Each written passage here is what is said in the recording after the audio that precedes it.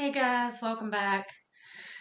This is going to be part two of the Ripples of Addiction video that I put up the other day. I think it was Tuesday that I posted it. Um, the ongoing battle that I'm having with the sound. But hopefully I made some adjustments and hopefully this is a lot better because that last video was a good video, but the sound was in and out, in and out.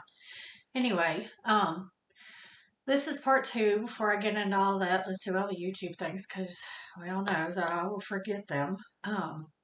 My name is Jessica if you're new here. If you're not new here, thanks for coming back.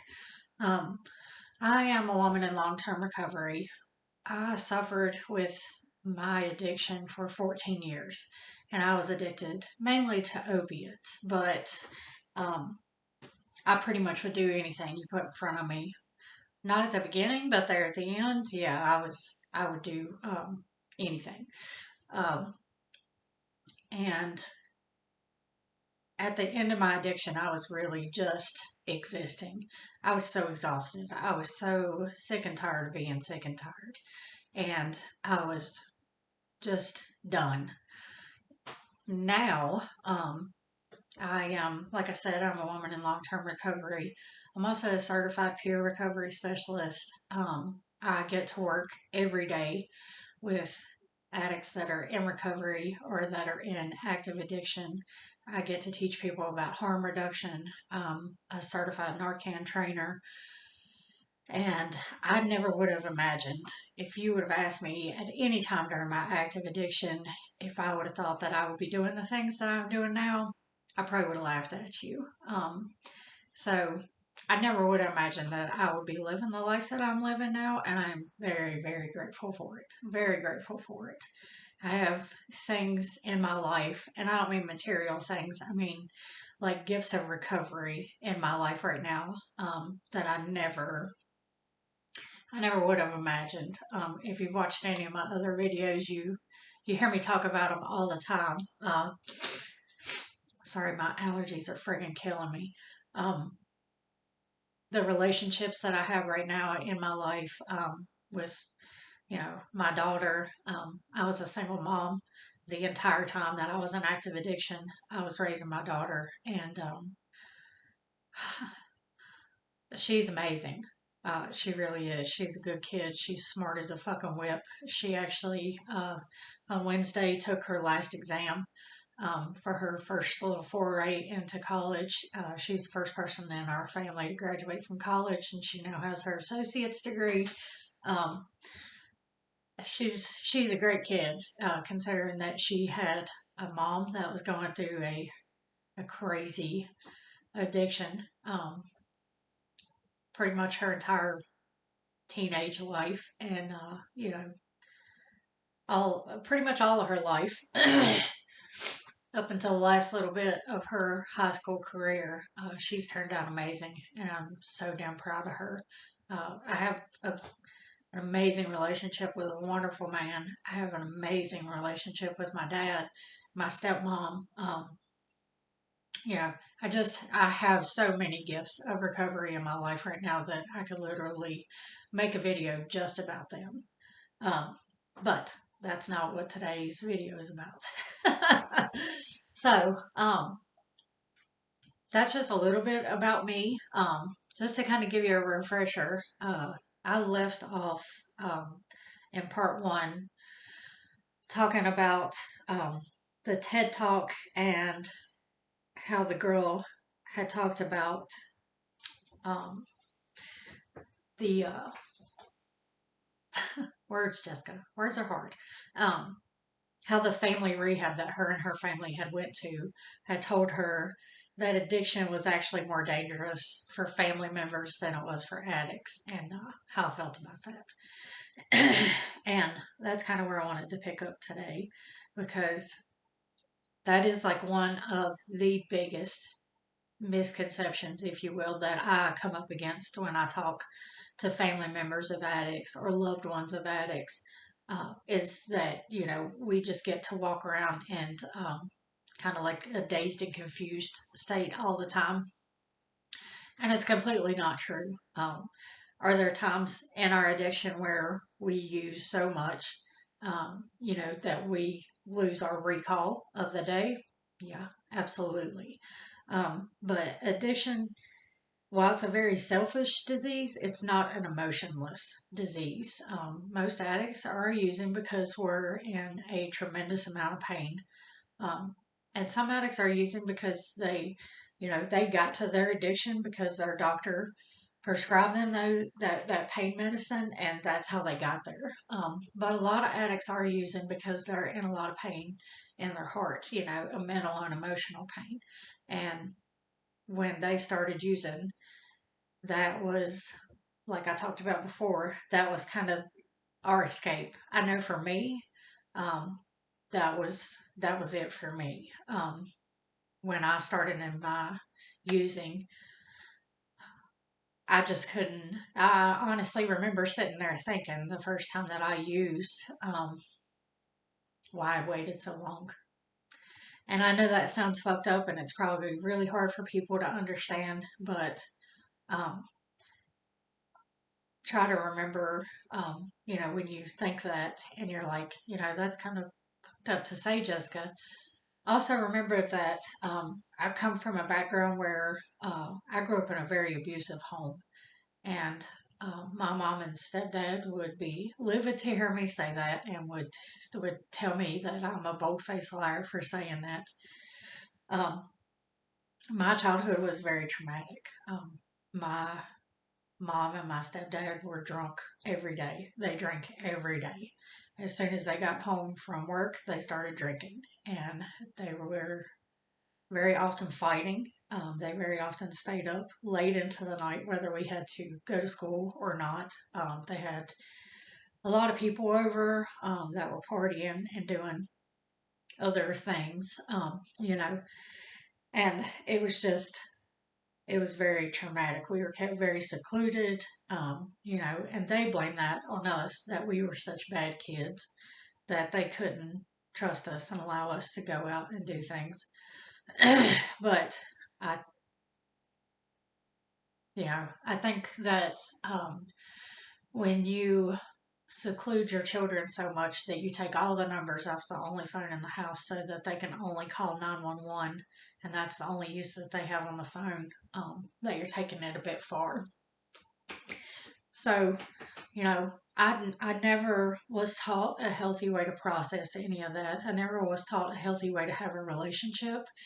And when I started using, I was, in my early 20s, and I was in an abusive relationship myself because, you live what you learn. And I had no idea how to handle any of it. I had no idea to handle any of the fact that I had no support system at all. The only people that were around me were my boyfriend, who was my abuser at the time, um, were his family. um, I didn't have anywhere to go. I didn't feel like at the time. I didn't have anyone to teach me any different, and I didn't have anyone to answer any questions that I may have had about my childhood or about, my mental health because I knew that there was something different about me. I, I just didn't know what, because all of my life I'd always been told that I was overreacting, or, and that I was just trying to get attention, uh, that I didn't have depression, or, whatever.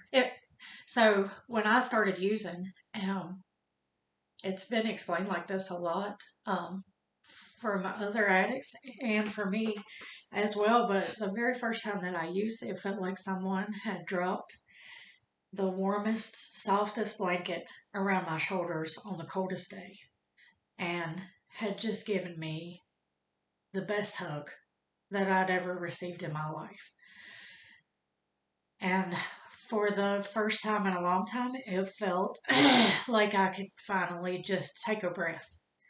And, um, I just didn't care.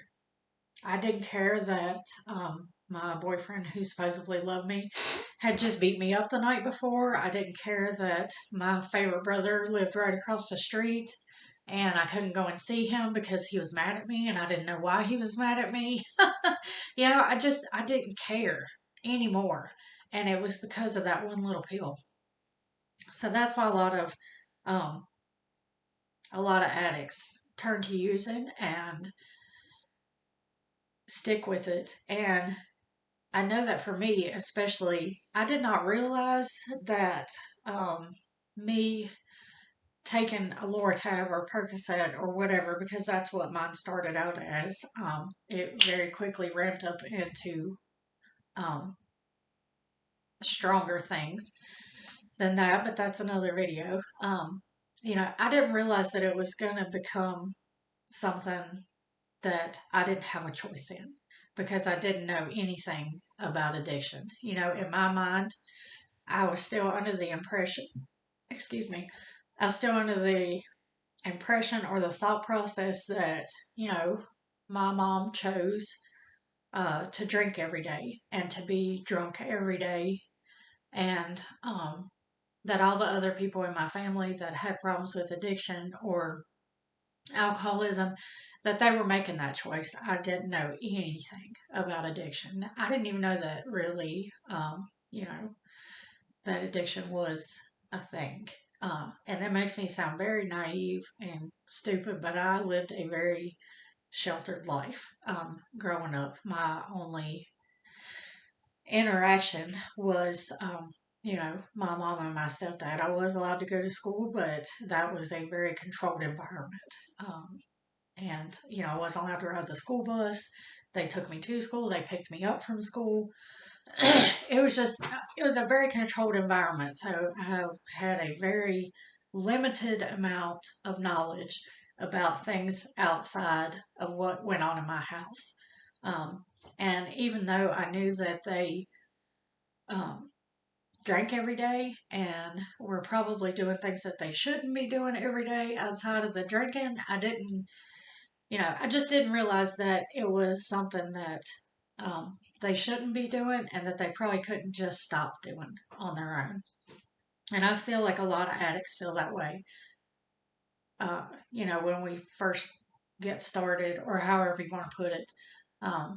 Like I said in the first part, it's not like we just just woke up one day and we're like, I checked off all my goals for my life, and the only thing I haven't done is be a junkie, so I'm gonna fucking do that today. Um, I swear that's not what we decided to do. And if we would have known where it was gonna take us, would we have gone another way? I don't know, because you know, it's a lot to carry around, the mental anguish and the demons that you carry around in here and in here, and then have something happen and it feels like somebody just picks it up for you, like when you're carrying in something into your house and it's so heavy that, or when you're helping your significant other do something and you just feel like it's so heavy that you're getting ready to drop them, but you got to hold on to it, and then somebody just comes and just picks it up just a little bit to help you. How you're like, oh God, that helped me so much, even if it was just a little. That's what addiction is. Could you have muscled through it on your own? Yeah, probably.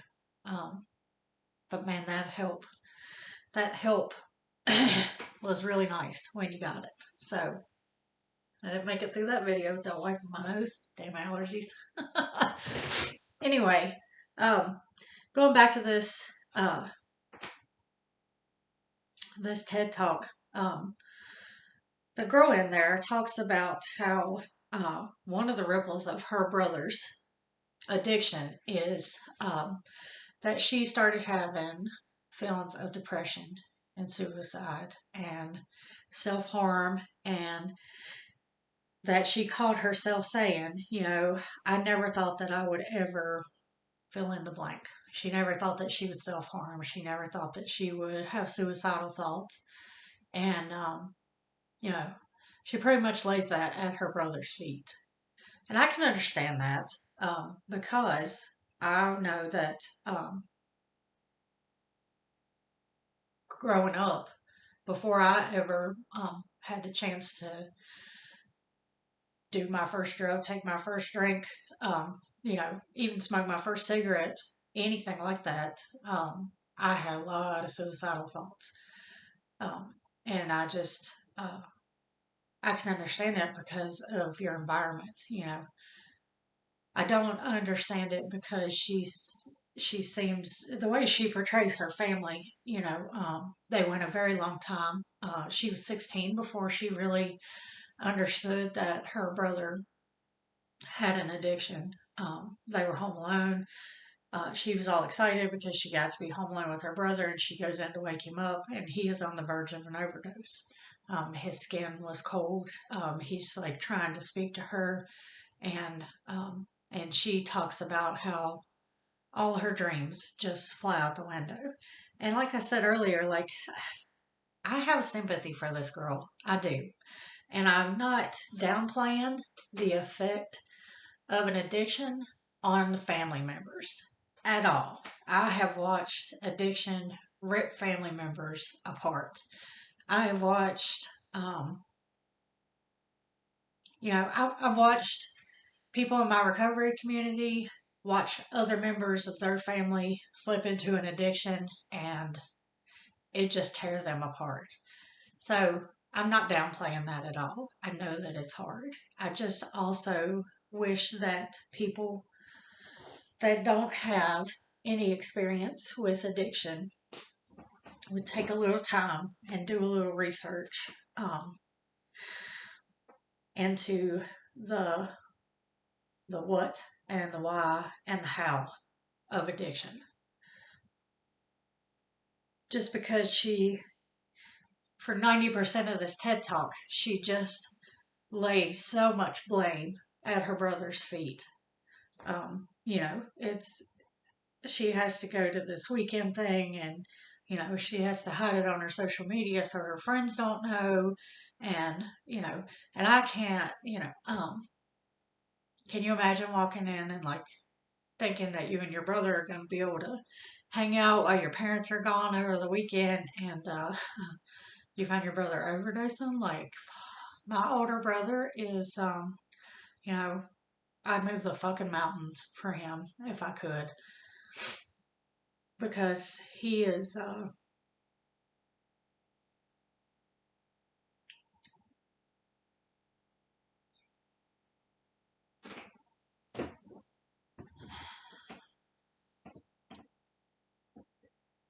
we grew up in the same house together. So, without him, I don't know that I would have made it without him. So, despite all the like stupid things that we fight about, or if we go a long time without talking or whatever, he can call me anytime and I will run to him and I will do whatever I can for him because he has gotten me through so much. So I can't imagine what she went through. Walking into that room and thinking that, and her like looking down at him and realizing that he was overdosing. But on the flip side of that, because like I said in my first video, like I don't have the lived experience of a non-addict. I can only look at things through my eyes and my lived experience. I can only look at things through that lens. So on the flip side of that, I'm thinking, how does he feel about you making this TED Talk? How does he feel about you? Your brother's laying in that bed overdosing. And he's fighting this demon that is latched onto his back that he can't get rid of, that he wasn't counting on. You know, he stepped into his addiction however he stepped into it, unknowingly. He didn't realize that that thing was going to saddle up and like ride him for the rest of his life. And now he has to watch his sister make TED Talks about it and go on TV and say how she was in more danger than he was when he was laying there on the brink of an overdose. And when he's the one that has to fight that urge every day, and when he has to actively work on his recovery every single day. I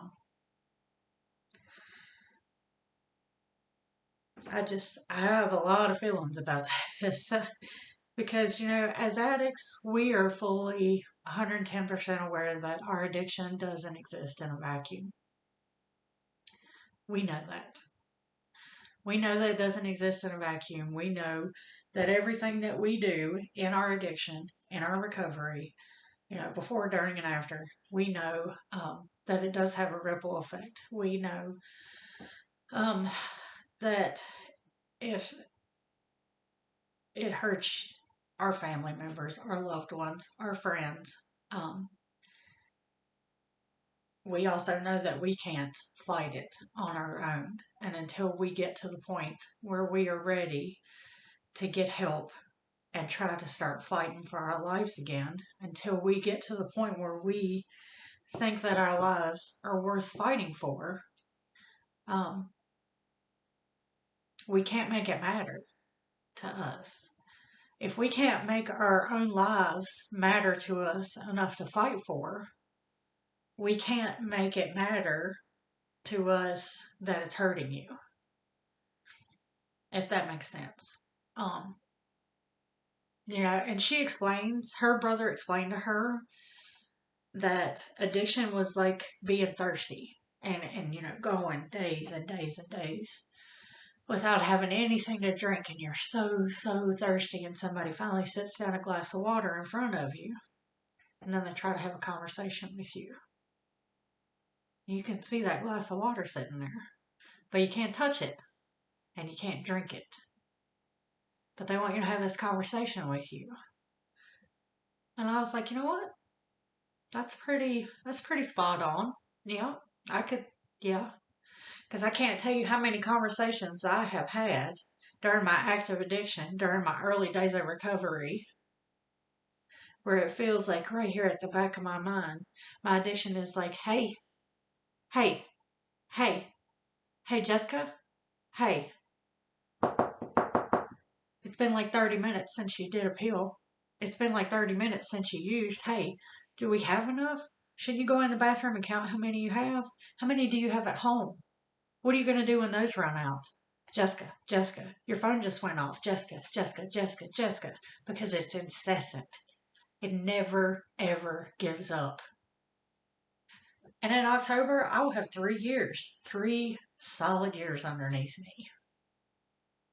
Thank you, God. And there are days when I can feel that fucker in the back of my mind going, Jessica, Jessica, Jessica, hey, something will go wrong. I'll get really upset about my past, and I can feel it like fluttering around back there. Because it's a lifetime disease. I will be an addict until the day that I die.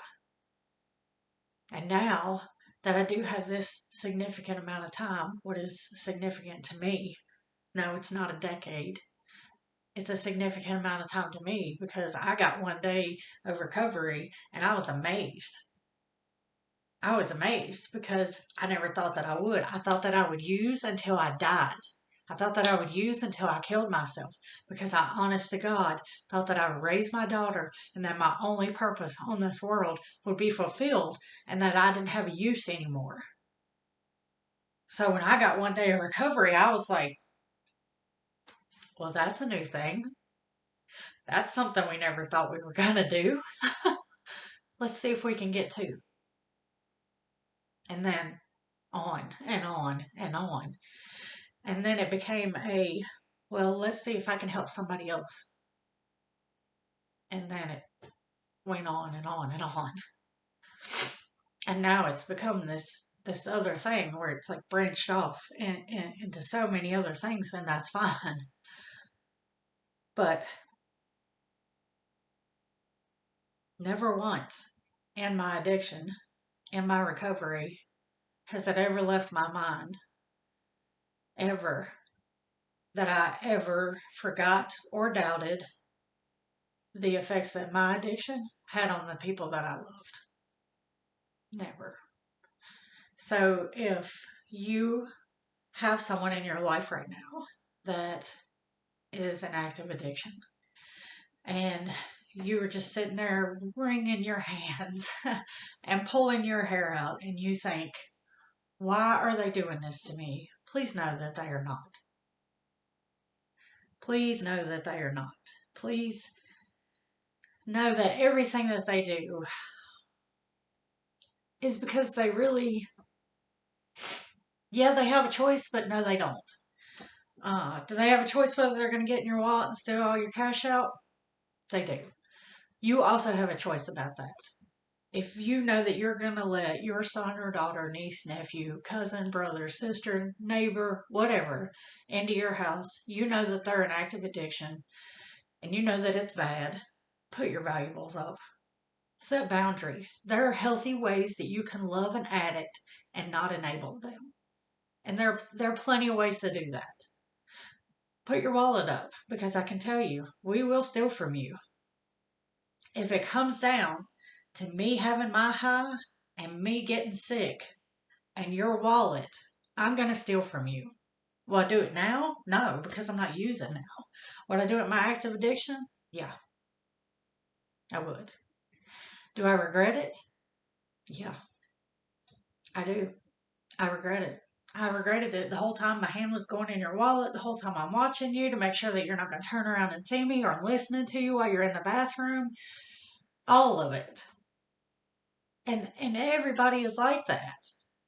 Where it's so hard to explain. It's so hard to make people understand, because so many people out there are just like, oh, they're junkies, they're addicts, they're pillheads, they're bleh, whatever. No, we're fucking people.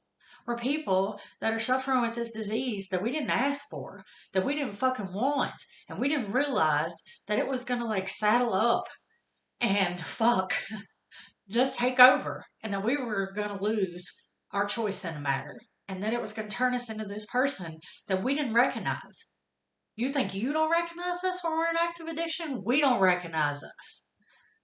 When we get up and look in the mirror, we have no idea who that person is anymore.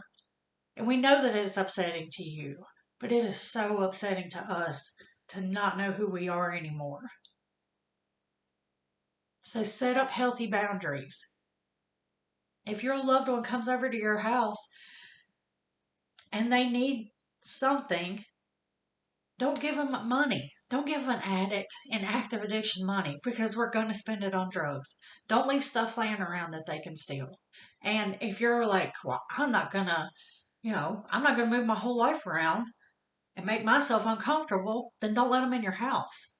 Because until they get to that point where their life means more to them than what it does right now, because I can tell you in active addiction, our life doesn't mean shit to us. We don't care. We would just as soon die. I know that's how I felt. I didn't care. I spent the last 7 years of my addiction praying to God every night, please just take me. Please don't wake me up in the morning. So we don't care. But if you're in the camp that says, okay, I'm going to let my loved ones still come over, feed them something. Let them lay down and go to sleep because their body needs it. Let them take a shower because they're probably not doing that. Because it's low on our list of priorities. Give them water to drink. Give them food to eat. Give them a hug. Because I can tell you, one of the things that I've noticed since I became a peer since I got in active recovery is one of the things that people in active addiction miss the most is touch. They miss being hugged. They miss having somebody touch them on the shoulder or, just bumping them with their elbow like people do when they're talking. Like you would your girlfriend or your boyfriend while you're out just being normal. Being normal. We don't lose our humanity when we're in active addiction. We still like that stuff. People just stop giving it to us. And maybe if other people would show a little bit of humanity and a little bit of compassion, maybe we would start to realize our worth a little bit quicker and we would come out of our addiction a little bit quicker and we would be more willing to enter recovery a little bit quicker. And maybe we wouldn't have so many addicts dying. So many addicts dying. Just give it a try. You never know. That golden rule and all.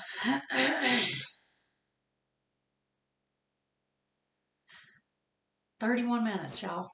I gotta quit. All right, part 2. I'm done. Done for the day. All the YouTube things. I am gonna stop talking about this one today. Because I'm trying to keep my videos shorter. I will say, thank you for watching, as always. Like this video, please. Thank you for all of you that keep coming back. I'm like tickled that I have 16 subscribers. That just tickles me to death. Please like the video if you like it. The more interaction that I have on my videos, and by interaction I mean like give me a thumbs up if you like it, subscribe if you are watching it, and leave me a comment down below. Even if you just say hey, or I like the video, or what, just say anything. But the more interaction that I have on my videos, like comments and likes, people subscribing, the more that YouTube will push my videos out, and more people will see it. And I would really, really appreciate that. So, if you guys could do all that, I would greatly appreciate it. And I will see you on the next one. I think I'm going to actually, maybe upload an extra video this week. I'm going to try to upload this one. You guys should see this one on Friday, the 14th, and I'm going to try to upload an extra video Sunday this week, but I will let you know. I'll post on IG, Instagram, if I'm going to do that, and put it in my community tab on YouTube. If you watched my video yesterday, you know about what is going on with Jessica Kent and Jane Cutting's friend. I linked their channels. If you go to my channel's homepage, their channels are linked right there. It's right underneath my banner. It's under channels that I love and support. If you could go to them, Jessica and Jen are both making videos to support his family. They have links to the GoFundMe page for Michael, so that his family can pay for his funeral and get him home once New York State Department of Corrections will release his body. So if you guys could share, donate if you want to donate, whatever. But I'm too small of a channel to be able to link them in my description box. So if you guys, like I said, if you could just share or whatever, you can find their channels on my homepage or whatever YouTube fucking calls it. It's there if you want it. You can also find them on all the other social media sites. They both do TikTok. They're on Instagram. I'm sure they're on Facebook. Whatever. They're both on YouTube, TikTok, Instagram. If you want to find them, you can. And I would appreciate any awareness that we could bring to it, because murder is murder, even if it's an addict. So I'm going to go. All my information will be in the box. If you guys need me for anything, please don't hesitate to reach out. I am here, and if there's anything that I can do to help anybody, if you or a loved one is suffering from addiction, there's anything that I can help you with, you need somebody to talk to, you need me to help you get in a treatment, you need Narcan, anything like that, please feel free to send me an email, reach out to me through DMs, whatever you are comfortable with. Stay safe, stay alive, test your supplies, and remember, do not let anybody be the gatekeeper on your sobriety. No one can tell you what counts for sobriety. No one. Don't gatekeep somebody else's sobriety, and don't let anybody else gatekeep yours, okay? There are so many different ways that you can be sober. Maintenance, abstinence, 12 steps, whatever. It's whatever works for you. Have a good day. Love you all.